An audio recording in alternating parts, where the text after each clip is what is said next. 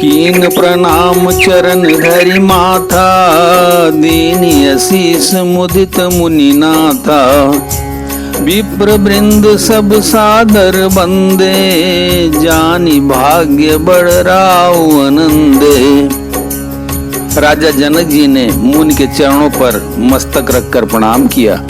मुनियों स्वामी विश्वामित्र जी ने प्रसन्न होकर आशीर्वाद दिया। फिर सारी ब्राह्मण मंडली को आदर सहित प्रणाम किया और अपना बड़ा भाग्य जानकर राजा आनंदित हुए। कुशल प्रश्न कई बारा, विश्वामित्र निपय बैठारा। तेई अवसर आए दो भाई, गए रहे देखन फुलवाई। जय जय सिया राम। प्रिय भक्तजन, भ्रमर झरोखा में आपका हार्दिक स्वागत है। पिछले अंक में आपने देखा कि राजा जनक जी कुछ मुनियों के साथ, ब्राह्मणों के साथ विश्वामित्र जी राम और लक्ष्मण की अगवानी करने को दौड़े। बार बार कुशल प्रश्न करके विश्वामित्र जी ने राजा को बैठाया। उसी समय दोनों भाई आ पहुंचे जो फुलवाड़ी देखने गए थे।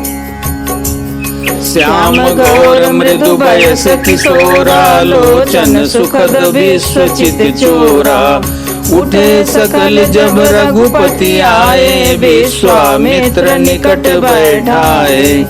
सुकुमार किशोर अवस्था वाले श्याम और गौर वर्ण के दोनों कुमार, नेत्रों को सुख देने वाले और सारे विश्व के चित्त को चुराने वाले हैं। जब रघुनाथ जी आए तब सभी उनके रूप एवं तेज से प्रभावित होकर उठकर खड़े हो गए। विश्वामित्र जी ने उनको अपने पास बैठा लिया। भय सब सुखी देखी दो भ्राता, बारी बिलोचन पुलकित गाता। मूर्ति मधुर मनोहर देखी, भयो विदेहु विदेहु विसेखी। दोनों भाइयों को देखकर सभी सुखी हुए। सबके नेत्रों में जल भर आया। आनंद और प्रेम के आंसू उमड़ पड़े और शरीर रोमांचित हो उठे। राम जी की मधुर मनोहर मूर्ति को देखकर विदेह यानी जनक जी भी विशेष रूप से विदेह, देह की सुध बुध से रहित हो गए। प्रेम मगन मनु जानि नृपो, करि विवेक उधर धीर। बोले मुनि पद नाई सिरो, गद गद गिरा गंभीर। मन को प्रेम में मग्न जान राजा जनक ने विवेक का आश्रय लेकर धीरज धारण किया और मुनि के चरणों में सिर नवाकर गदगद प्रेम भरी गंभीर वाणी से कहा। कहो नाथ सुंदर दो बालक, मुनि कुल तिलक की नृप कुल पालक। ब्रह्म जो निगम नेति कई गावा, उभय भेष धर की सोई आवा। हे नाथ, कहिए ये दोनों सुंदर बालक मुनिकुल के आभूषण हैं या किसी राजवंश के पालक, अथवा जिसका वेदों ने नेति कहकर गान किया है? कहीं वह ब्रह्म तो युगल रूप धर कर नहीं आया है? सहज विराग रूप मन मोरा, थकित होत जिम चंद चकोरा।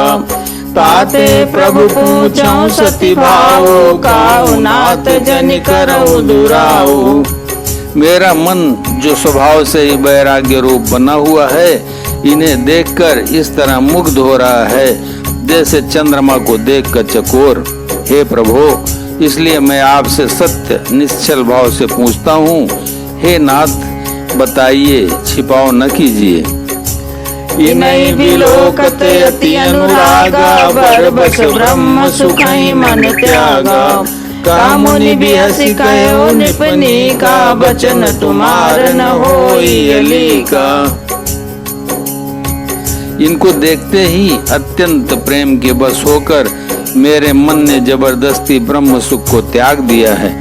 मुनि ने हंसकर कहा, हे राजन, आपने ठीक यथार्थ ही कहा। आपका वचन मिथ्या नहीं हो सकता। ये प्रिय सबई जहाँ लगी प्राणी, मन मुस्काई राम सुनि बानी। रघुकुल मनि दशरथ के जाए, मम हित लागी नरेश पठाए। जगत में जहाँ तक जितने भी प्राणी हैं, ये सभी को प्रिय हैं। मुनि की रहस्य भई वाणी सुनकर श्री राम जी मन ही मन मुस्कुराते हैं, हंसकर मानो संकेत करते हैं कि रहस्य खोलिए नहीं।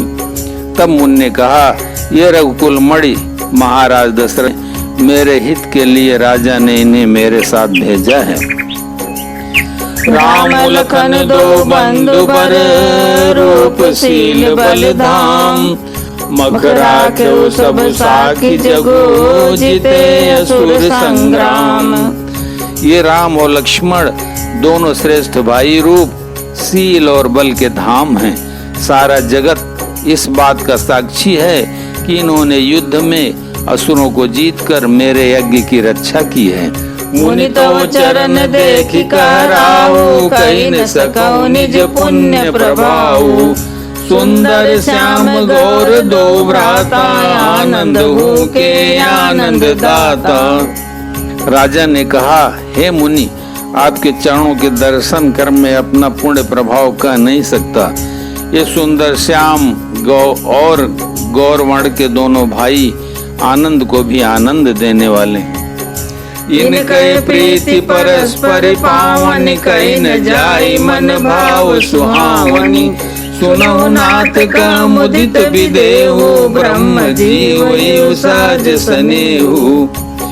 इनकी आपस की प्रीति बड़ी पवित्र और सुहावनी है, वह मन को बहुत भाती है पर वाणी से कही नहीं जा सकती। विदेह जनक जी आनंदित होकर कहते हैं, हे नाथ सुनिए, ब्रह्म और जीव की तरह इनमें स्वाभाविक प्रेम है। पुनि पुनि प्रभु चितौ नर नाहु, पुलक गात और अधिक उचाहु। मुनि प्रशंसी नाई पद शेषु, चले लवाई नगर यवनीसु। राजा बार बार प्रभु को देखते हैं, दृष्टि वहाँ से हटना ही नहीं चाहती। प्रेम से शरीर पुलकित हो रहा है और हृदय में बड़ा उत्साह है। फिर मुनि की प्रशंसा करके और उनके चरणों में सिर नवाकर राजा उन्हें नगर में लिवा चले। सुंदर सदन सुखद सब काला, तां बासुले दीन भुवाला।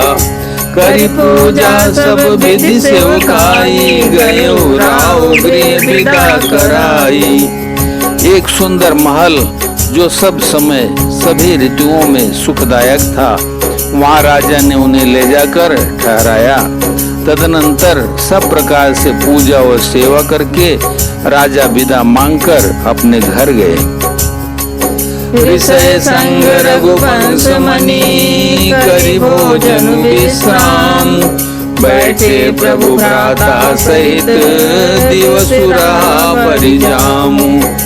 रघुकुल के शिरोमणि प्रभु श्री रामचंद्र जी ऋषियों के साथ भोजन और विश्राम करके भाई लक्ष्मण समेत बैठे।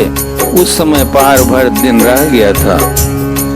लखन हृदय लालसा बिसेखी, जाय जनकपुर आई देखी। प्रभु भय बहुरी मुनि सकुचाई, प्रकट न काई मनई मुसुकाई। लक्ष्मण जी के हृदय में विशेष लालसा है कि जाकर जनकपुर देख आवें, परंतु प्रभु श्री रामचंद्र जी का डर है और फिर मुनि से भी सकुचाते हैं, इसलिए प्रकट में कुछ नहीं करते, मन ही मन मुस्कुरा रहे हैं। राम अनुज मन की गति जानी, भगत बचलता ही अहुलसानी। परम विनीत सकुच मुस्काई, बोले गुरु अनुशासन पाई। अंतर्यामी श्री रामचंद्र जी ने छोटे भाई के मन की दशा जान ली। तब उनके हृदय में भक्त वत्सलता उमड़ आई। वे गुरु की आज्ञा पाकर बहुत ही विनय के साथ सकुचाते हुए मुस्कुराकर बोले, नाथ लखनपुर देखन चाही, प्रभु सकोच डर प्रकट न काई। जो राउर आय सुमय पावो, नगर दिखाई तुरत लई आओ। हे नाथ, लक्ष्मण नगर देखना चाहते हैं, किंतु प्रभु आपके डर और संकोच के कारण स्पष्ट नहीं कहते।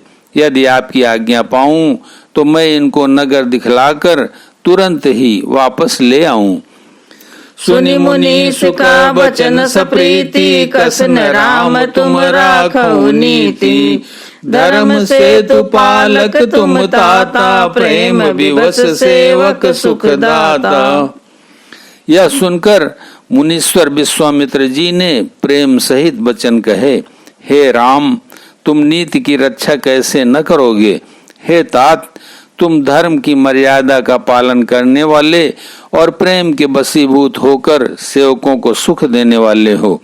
बोलो सियावर रामचंद्र की जय, उमापति महादेव की जय, पवन सुत हनुमान की जय।